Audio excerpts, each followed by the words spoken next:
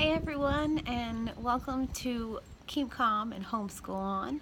My name is Ashley, and I was just going to bring you a video today about already planning for homeschool next year, even though it is the 8th of March and we just celebrated our 100th day in February.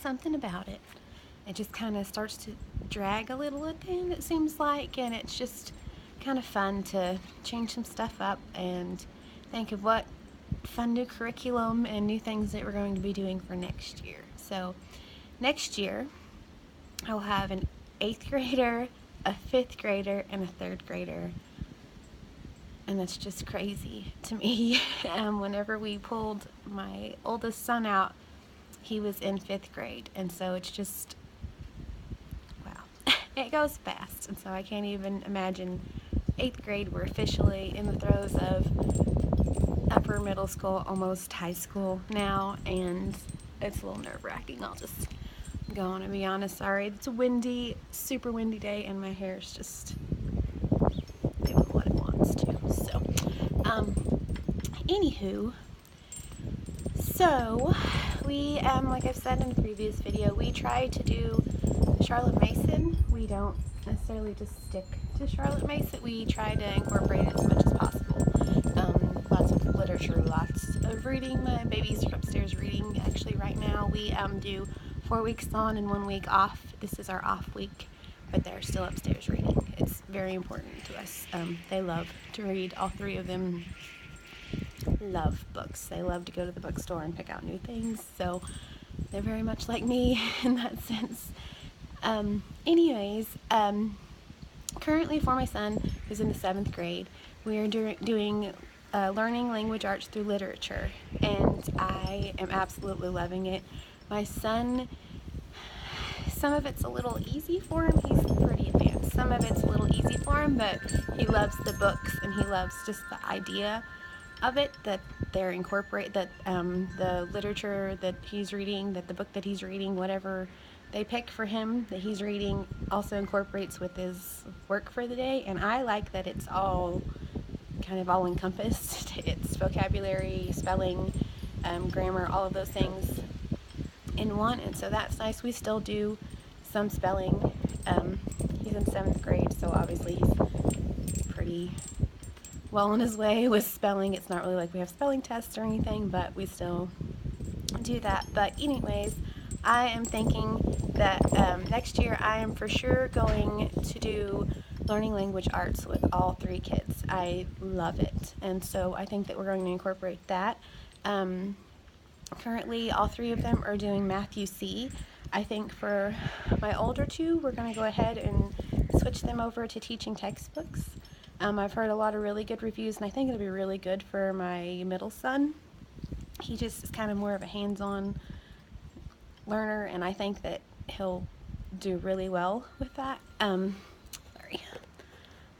My daughter is going to go ahead and stick with Math UC just because she loves just the layout of it. She is just that kind of a thinker. She loves just the repetitiveness of it, where the rest of them aren't really so into that, but she likes that part. So sorry, I keep having kiddos trying to come out. Anyway, so that's what we're going to do for our language arts. And for math, for science, currently we are doing Apologia. We really like it, actually. We're just probably going to continue that into next year. We do a lot of nature studies. Like I said, we live in the country. We have we have 21 acres, and so we can kind of run around here and check out a lot of different nature. So that's really a lot of fun. So we do that a lot. Back to Charlotte Mason. Let's see, for history, we use Mystery of History. We are on volume 1 right now, and so we will be doing volume 2 next year, which we love that. I'm sorry if it's windy, you can't hear. We love Mystery of History. It's a really fun program. We like how it incorporates the biblical history with would you consider textbook history, I suppose? Everything's falling over. Oh my goodness. Anyways, so we're going to continue that in the next year. We really love the timeline and just being able to see everything.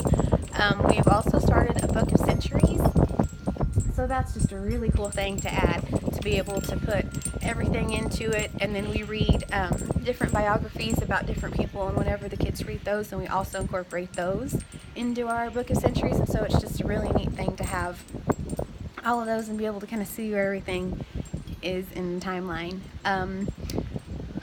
Let's see, what else is there? For art right now, we're just kind of doing whatever we do, the draw and write through history along with our mystery of history, and so they get that. But my daughter has the Abeka art for 2nd grade, and she absolutely loves it. And so next year I'm going to get her the 3rd grade, my son the 5th grade, and then my eldest son, they have it to where you can either get like a watercolor for 7th and above, or you can get kind of like an art one for a lower grade. And I think we're going to go ahead and do that, do the lower grade, and so that way he can kind of work on drawing before we just jump into watercolor, because we haven't been doing it. So anyways, I think